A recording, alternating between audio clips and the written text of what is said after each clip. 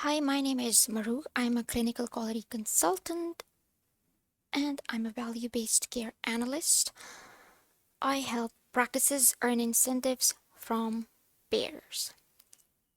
So, if you are a small community practice, a medium sized physician practice, trying to earn incentives from your payers, then this is the right place to be.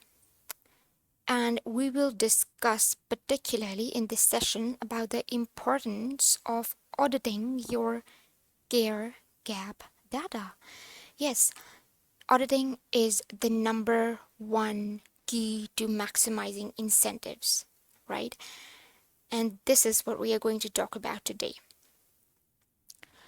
So, I have worked with a couple of clinics and I figured out that these are the four most important steps that you need to follow as a physician practice in order to maximize your incentives, even if you have an automation in place, right? Which is what's happening these days. There is a lot of automation being put onto care gaps, and there are a lot of platforms that I have seen who are trying to sell you care gap automation, but believe it or not, I work with a practice whose incentives went down after automation because they were not auditing their care gap data. And they thought that automation is a magic bullet. It's not a magic bullet, my friends. Even if you have all these fancy automations in place, you still need supervision on those automations, right? So, there are four steps to maximizing incentives. The number one, which we will discuss today, is weekly auditing care gap data. Or if weekly is not possible, you should audit your care gap data at least twice a month, right? Secondly, it is important to train your providers once a month at least on what are the processes that you're following on closing the care gaps. So I saw a lot of clinics, they are taking these new providers every month, and those providers have no clue regarding how the practice is closing the care gaps and what processes are in place, which is not really good. Thirdly, it's important that you have specialized people, quality related people, not patient engagement teams and administrative departments. People who know about quality, they go into these quality training meetings, which are scheduled by your peers every month. So it is important that you have a special quality person who is going to these meetings, is really interested in engaging with the quality people. And so that is really important as well. The number four thing, which is really important, is that you also train your booking teams. Yes, train your booking teams so that they are not randomly reaching out to patients without having any context of what the patient is going through, what care gap they have, whether they need the care gap booking or not. Believe it or not, I have seen a lot of clinics, they just download these care gap lists and they hand it over to the patient engagement teams, and the patient engagement team is under the impression, okay, so these are the patients we need to book. And even if you have an automation in place, you just download your lists, or maybe you're getting them from your quality managers, and you straight away, without auditing, hand it over to your booking teams, to your automation AI robot, whichever you have got going on. And then the patients are offended. Yes, they are, because you are calling them without any context, right? So you are bugging them on screenings that they already got done. So today we'll discuss about the first step, the most important step, which is auditing. Auditing, auditing. When you will audit, you will have context. What to do, what not to do, where to go, who to reach out to. All of that comes with auditing your care gap data. So the question is, you might be thinking, why auditing is so crucial, because it is, because I have been doing this for quite some time, and every time I got those lists, they were not accurate. Yeah, the pair lists, they are messy. They always need data cleaning, believe it or not. They do need data cleaning. So pair will not do it for you. You have to do it for yourself, because you have to earn the incentive, right? Whose the money is for? It is for your practice. The incentive, you are going to earn the incentive. So you have to do a little bit of work, right? And clean the list. And even the best care gap platforms, I have seen, even their care gap data has a lot of errors. And without auditing those lists, you are losing out on incentives. Sometimes there are people on the care gap lists that that are not actually care gap patients. They have already done their screenings. So there is a lot going on, which we are going to see why auditing is critical, because pair lists are messy. Even the best platforms, best pair platforms, they will still have care gap data errors. Without auditing, the practice will lose incentives that they already earned. Yes. Now, there are two major problems why your care gap data needs auditing. The problem number one is there are issues with the personal data. Yeah, I have been dealing with this data for quite some time, and the major issues that I found related to members' personal information on the care gap list. They included issues like invalid phone numbers, where the booking team, they keep reaching out to these patients, and the number is invalid. And a lot of time booking teams, or the patient engagement teams, they reach out to the patients or the members, and the patients are like, hey, we already have a PCP and we're not interested. So what do you do in that case? Because that is an incentive for you, right? So are you going to miss out on that? Another thing is that, members have complex lives. They might have changed the insurance. And so when you call them and they have changed their insurance, that's also not relevant. But the insurance is telling you, hey, that is our member, and that is an incentive. Please reach out to them. But it's not relevant anymore. So the last issue that I seen, when I was taking quality meetings, so I was told that people were getting deceased members on the care gap list. Yes. So believe it or not, now the insurance is telling you, hey, please serve our members, but you reach out to those members and they are no longer alive. So how are you going to capture incentive on a member no longer alive, right?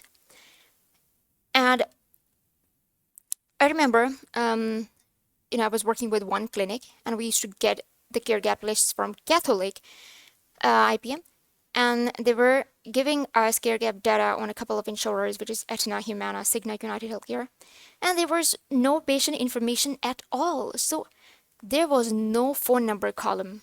Yeah, there was no phone number column. And my question to the quality manager was, hey, if there is no phone number, how in the world are we going to reach out to that member if we don't have any information regarding their phone number?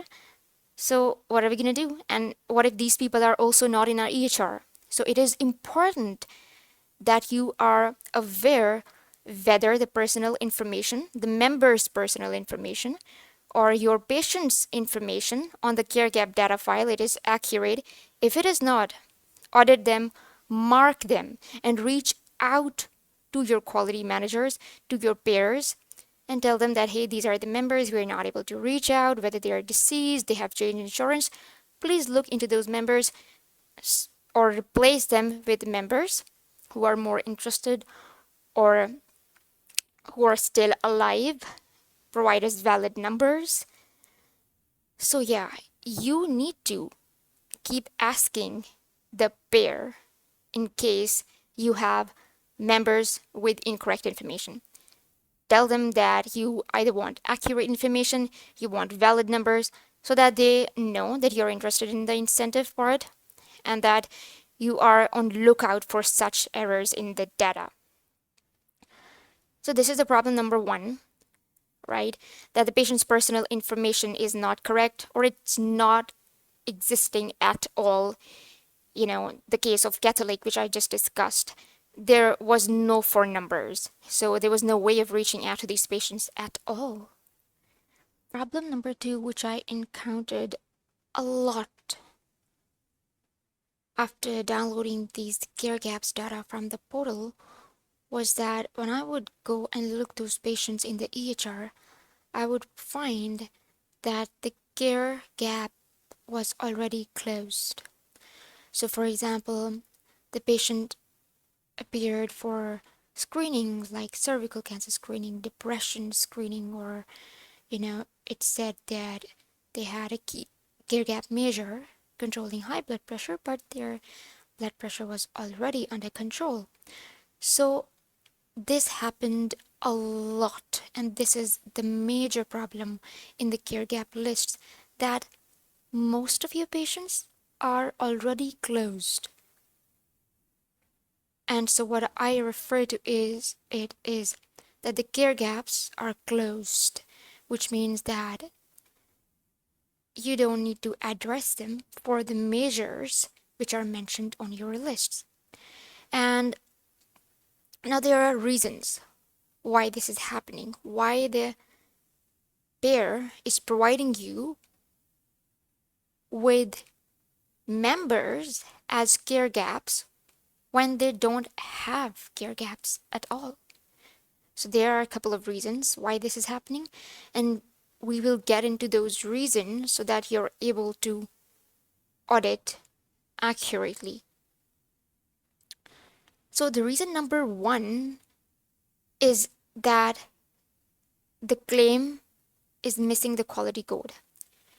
Now, if you know that each pair has their own quality incentive program manual, right?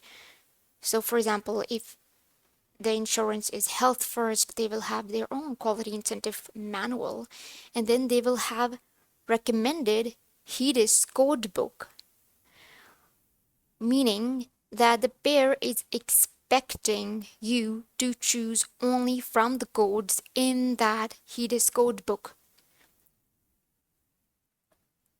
Another reason is that some pairs will tell you, hey, we need supplemental data, right?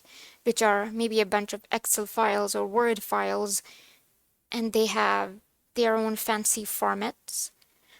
So they will tell you, hey, we require the supplemental data for certain measures.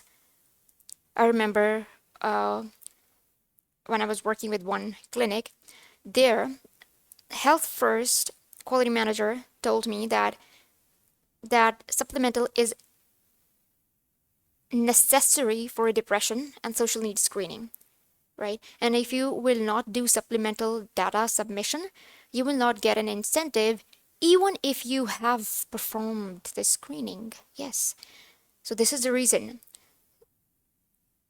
that, for example, you say you did depression screening on a member, right? But you did not do supplemental on that member. So that member now is coming up on your care gap list. The third reason that you are seeing patients on your care gap list is because of time sensitive measures, right? So there are measures like new member visit and access to care support incentive that you need to close within a certain time frame. So when insurance assigns you certain members or it adds a new member in your panel, you need to have a visit, an in-office visit with that member within 2 to 3 months. So it differs, right? I think with Health First, you need to have an in-office visit within first 3 months. If you do not do that, you lose the incentive, and that member, that new member, will keep coming on your care gap list as a care gap. Another reason is that patients, they have already completed screening under another insurance with another PCP, but the existing insurance has no record, and in which case you need to give them a proof that, hey, this is our patient, but they already got the screening at this place with this this clinic, and so this is the proof, and you might do supplemental as a proof. So let's dig into each of these problems. These are the reasons why the patients with care gaps already closed are still on your care gap list, right? So let me recap that really quick. Is either you are not using the correct quality code in the claim, right? You are not using supplementals on the measures which require you to do supplemental, or the pair requires that you do supplemental on those measures. There are time sensitive measures that you are not capturing, so you are not prioritizing your list, right, by order of who should be reached out first and who should be reached out later. Or patients have already completed their screening at another place. Now I'll tell you about the reason number one. Remember, I was working with one practice, and for the purpose of this session, I will call this practice as NMC practice, right? So that we are able to use that acronym throughout. So this practice, they were not earning any incentive on the measure which is controlling high blood pressure, right? So they told me, hey, what's going on? We are not able to earn any incentive on this measure controlling high blood pressure. And so when we audited and when I looked into their EHR and saw what's going on, they were using a BP screening code, which might be relevant for federal incentives, which is G8783. But this was not recommended by the pair. By the way, this pair was Health First that they were trying to capture the high blood pressure incentive from. And Health First has a really good portal which tells you how much you have earned, how much is remaining, how much members you have under a certain measure. So they were not earning any incentive. Like, I think it was only $40. So what was going on there? Because it's not possible that all of your patients have a really high BP or it's not under control, right? So there is something going on. And what was going on was that they were not using the quality code. And the insurance recommended that they used BP systolic diastolic values, which is CPT2 category codes. Because the measure definition, if you see the measure definition right there, it says that adults 18 to 85 years of age with hypertension should have their BP adequately controlled, which means that they are looking for their members to have BP values less than 140/90 to be able to incentivize the clinic.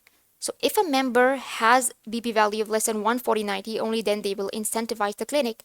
And the best way to tell the insurance that, hey, our members have a BP which is in control, under control, is through these CPT2 category codes.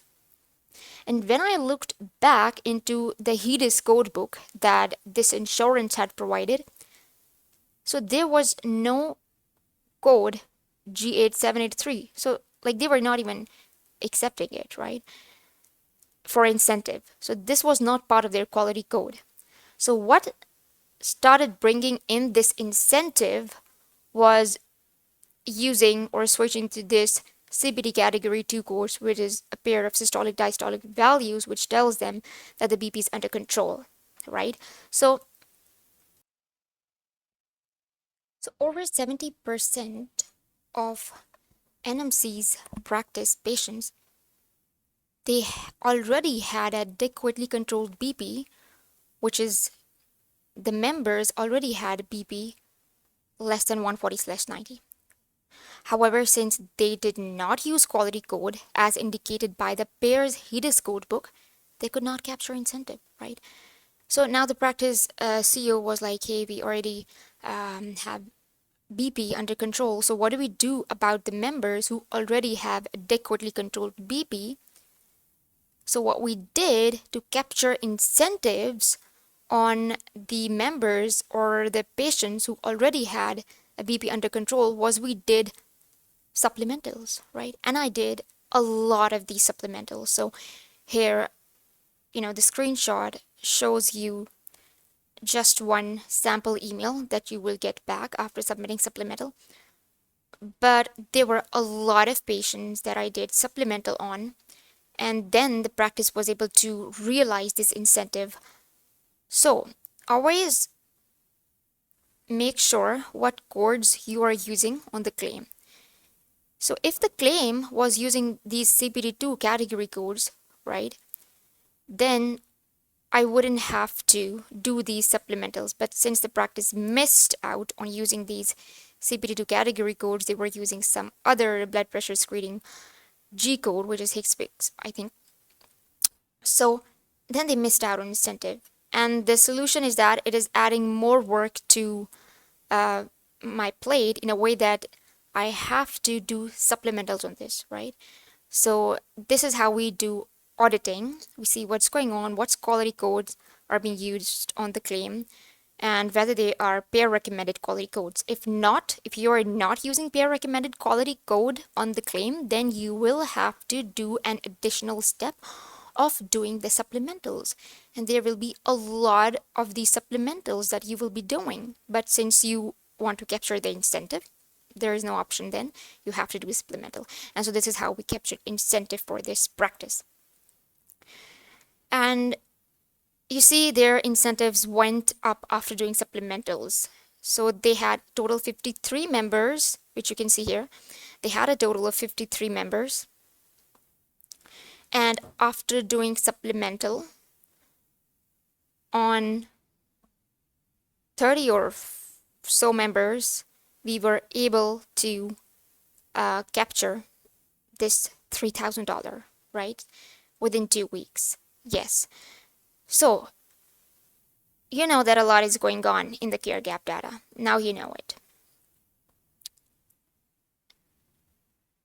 So the reason too, which I already mentioned, is that there are some measures that need supplemental, right? That need or require you to do supplemental as a practice.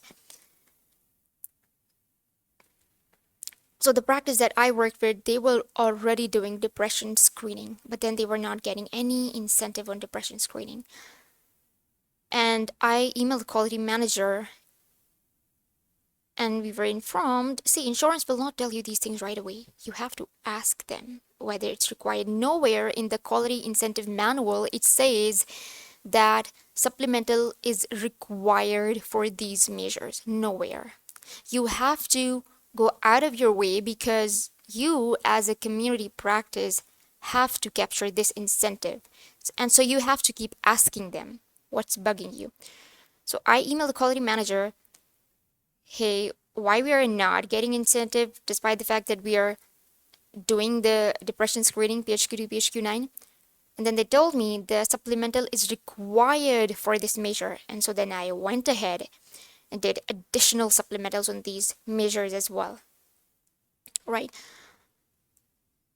So for this NMC practice, their incentive before doing supplementals on depression screening was just $40. And after doing supplemental, they earned half the amount. Yeah, so they earned almost half the amount after doing supplementals. So you see what's happening. So this is actually the Health First provider portal, and this is a clinical community practice, and their incentive before doing supplemental was $40, and after we did a couple of supplementals it went up. You see the rise, you see the jump here, and you know that, yeah, they are working. Supplementals are working. So this is a little sneak peek of how we set up the PHQ-9 template in the EHR, so that providers knew that they had to do the supplemental. They had to do the depression screening PHQ-9, and so this is how we set it up.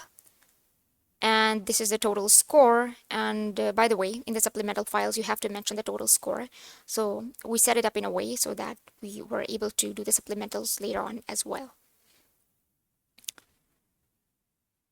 So moving on, reason number 3 is that pairs, they will not tell you right away regarding the time-sensitive measures. Yeah, I've attended a lot of quality training sessions, and they will never tell you head on that, hey, these are the time-sensitive measures that you need to look out for, and so make sure that you schedule these patients as soon as possible, because you will get the incentive if you do, right? And so you have to do a bit of work, because this is your money that you have to get from the insurance for your improved quality performance. So let me tell you, measures like new member visit, they have a deadline of 2 to 3 months and should have an in-office visit within 2 to 3 months of enrollment date. And there are other measures like access to care support incentive, where they say that, hey, your members should visit you in the first 6 months of the measurement year.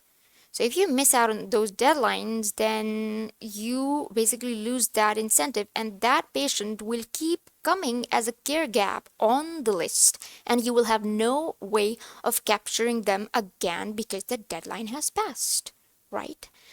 And I see a lot of physician practices and their CEOs basically frustrated over the fact, hey, why we are not able to capture this a new member? They have already visited us. Yeah, they visited you, but the time was past. When they visited you, it was after the first 3 months of their enrollment, right? Or whichever is stipulated by the pair rules. All right. So this is, these are some of the new member visit guidelines.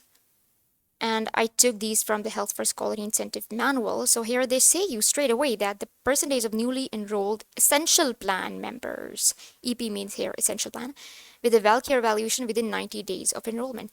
So if you're able to have an in-office visit with the member within 90 days, then you get an incentive. And if you don't, then you lose. And if you go to this best practice tip section, here you will see that it says perform a WellCare evaluation for members within 90 days of enrollment or by February 28, 2025, right? So this is for the Quality Incentive Manual 2024 program here. So they are saying that, hey, you get to have a visit within 90 days, and then they are putting an R, which is a bit sneaky, and which kind of confused me and confused a lot of other people in the practice, because they were in the impression that, hey, we could capture all these new members until 28th February. So what do? Just go out and email the quality manager and ask them, what is this measure? Do we need to capture all these new members within 90 days? Which in the case of Health First, it was yes, you do. And so make sure that you clarify all these things. Similarly, when we look at this measure, which is access to care support, here they are saying the percentage of members with identified access issues who receive an in-office visit between February 15 and June 15. So if you want to close the care gap on this measure, then you will have to have an in-office visit with such members before May. Yeah, before May. And if you do it after June of the measurement year, then basically you do not capture the incentive and it will remain on your care gap list as a care gap patient. So make sure you look into these measures really well. So now the question is, how do I know what is the deadline for this particular member on my list, right? So as I already mentioned, the pair won't tell you about time sensitive measures. What you can do is, again, check the quality manual, which is what we did here. I have put the screenshots in front of you. So these are taken from the quality manual, and here they are telling you about the deadlines, right? Or you can ask your quality manager and email them right away. Hey, can you, my practice ID is this, and can you tell me what are the time sensitive measures that I need to work on, right? So you just ask them. Or if the pair or the insurance has a quality app, then you can see which are the measures applicable to your practice. And here you can see measures which are incentive measures. You will be able to figure out from there as well which one of these are time sensitive measures, right? So what I want to do right now, I want to download care gap data for one sample pair. So we will download the care gap data for a practice, sample practice, right? And then what we will do, we will find relevant columns with headers like due date, deadline, etc. And then we will sort by that column to prioritize booking, right? So this is how you create a priority list. Instead of giving it to your patient engagement teams right away, what you need to do is to prioritize and sort your care gap data and sort them by the time sensitive measures. So let us do a quick walkthrough. What I will do is that I will go into the Health First Provider portal. I will download the care gap data, and we will search for columns like due date and deadline, which tells you that, hey, this is the deadline. You need to capture this patient within this deadline. And then you prioritize the list, right? So let me go into the portal.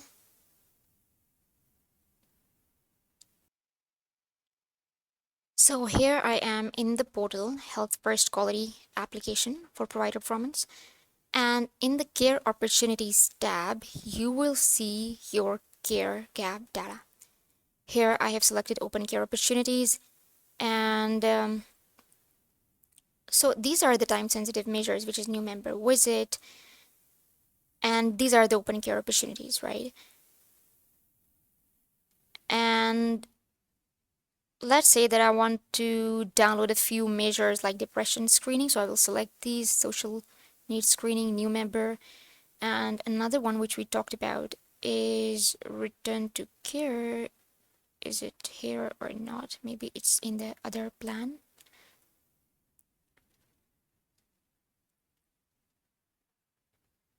Let's have a few more measures: cervical cancer screening, and then controlling high blood pressure, colorectal, and return to care. All right, so I have selected these few measures, and now what I will do is that here they are, and I will download this care gap data for only these measures, right? And let me download the Excel file. And once it's downloaded, I will show you how to prioritize and how to find the deadlines before handing these care gaps data out to your booking teams or to your automation departments. Alright, so here we have the downloaded file, and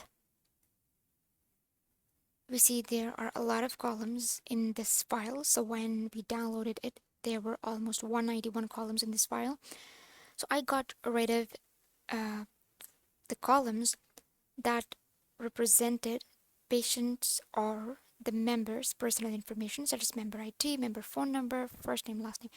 So I got rid of those columns and I got rid of some other columns that included providers, personal information, right? So now, as discussed, let's see if there is any due date column or any deadline column. Okay, so let's see. So there we have it, right? And this is just one sample pair that we are discussing here. So keep in mind that this is health first pair, right? So they have a due date column, good. And by the way, I don't know why they have it towards the extreme right end of the file. Not so good. They should have put it in the first so that people were more aware, right, that there is a due date as well. But anyways, not their responsibility. As a practice, it's your responsibility to do a little bit of more work. So what I will do now, I will drag this column. I want this column and the measure name column side by side. And let's see. Let's do a little bit of math, right? Let's do a little bit of math. So now here we have these columns side by side, which is measure name and due date. And let's put a filter. Let's put a filter. And I will sort the due date. And there you go. So we can see that the time sensitive measures are on the top, right? So this new member visit, which is a time sensitive measure, it is on the top and the due dates have already passed. So you can see that this practice, it missed out on all of these patients which were due in April. And it missed out on all of these patients which were due in May. It missed out on all of these patients due in June, July, and August. So this practice missed out on a lot of incentive, okay? So this practice could not schedule these 171 patients within the deadline, meaning they lost incentive from this new member visit measure. And if I go into the portal, you can see that the incentive per member or per patient is $100, right? So if this practice was able to schedule this visit within the due date, right, then they would have earned this incentive, which is $100 per member. And considering that the total count is 171 patients, and if you multiply that by 100, so this means that this practice missed out on more than $17,000 in incentive from just one measure and just one pair. So imagine the potential combined that this practice could earn from all the measures from just one pair, right? So it's like, so, and this is a medium-sized community practice, right? So now you can estimate as well that the annual incentive potential for a medium-sized community practice from just one pair is close to $1 million. Yes, it's close to $1 million, right? And if you know how to capture incentive, how to prioritize your list, how to audit, then you are playing right. So this is how you prioritize lists. And obviously, for different pairs, the rules might vary. They might change. And so you have to see how you are doing those mappings.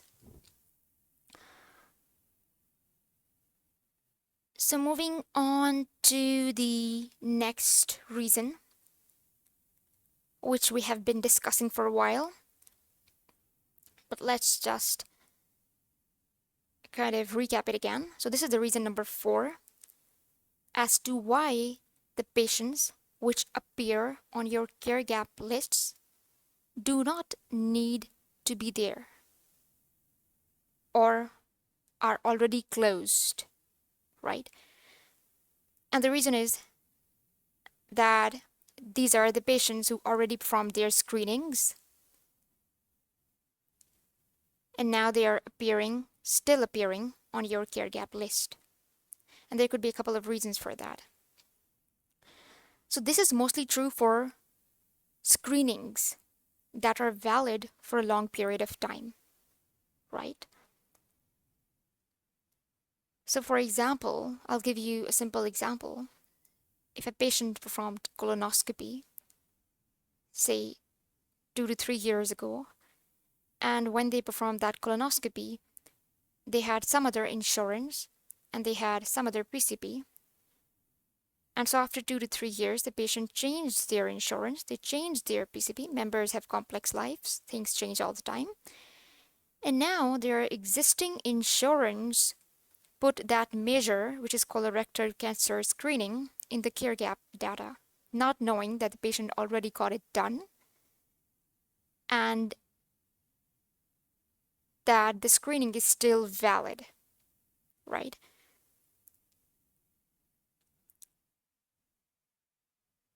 So if the patient already got it done under another insurance with another practice, another PCP, then why the insurance put those screenings again on their care gap list? It is because they want the proof from the current PCP, the current practice, that the patient got these screenings done, right? So if they were done, then what you need to do is to provide the proof to the insurance or the payer that, hey, our patient, which is on the care gap list, already got these screenings done. And a lot of times, the way that practices do it and the way that I have done it is by doing supplemental again. So when that patient, another way is that when you are scheduling those patients for a wellness visit, the booking teams, the patient engagement teams, they can also encourage the patient to bring their results on certain preventive screenings that they already got done at another place so that the current PCP can go through those records and document them properly in the EHR. And when you are documenting in the EHR on the patient's past screenings that they got done at another place, there are two very important elements that you must mention and which are also important when doing supplemental, which is always add the screening date and the test results, right? Because when I was doing supplementals for a lot of practices, I noticed that it was written in the patient chart that patient already got it done. Yes, colorectal cancer screening, yes, yes, yes. But when? Mention the date and the results. Okay. So moving on, these are, some of the screenings that are valid for a long period of time, which is breast cancer screening. Mammogram is valid every 2 years, so you need to get it done every 2 years, right? And which means that it stays valid if the results are negative. Similarly, for cervical cancer screening, depending on the type that was used, it's either valid for 5 years in case of HRSVV, or it's valid for 3 years, right? If it's a simple pap test. And similarly, for colorectal cancer screening, depending on the method, it is either valid for 10 years in case of colonoscopy, valid for 5 years in case of CT colonography, valid for 3 years in case of fit DNA, and the FABD, you basically have to do it every year. So this is the validity. And so this is reason number 4 as to why the patients which appear on our care gap lists are already closed. okay? Because of certain screenings that are valid for a long period of times.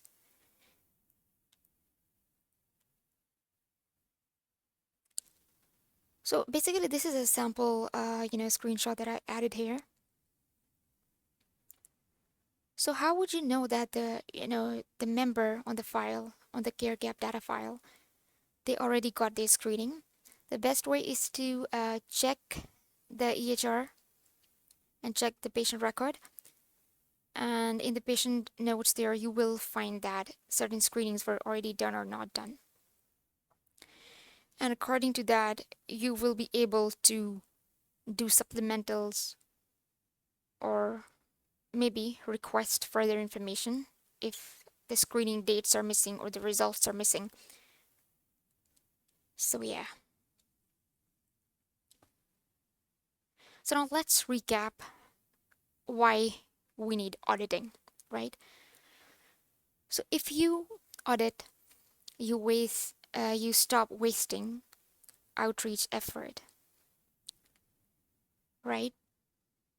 So if you do not audit, then you would be wasting time in reaching out to patients who are deceased, invalid phone numbers, and maybe members change their address and they are no longer living here. So there can be a lot of cases.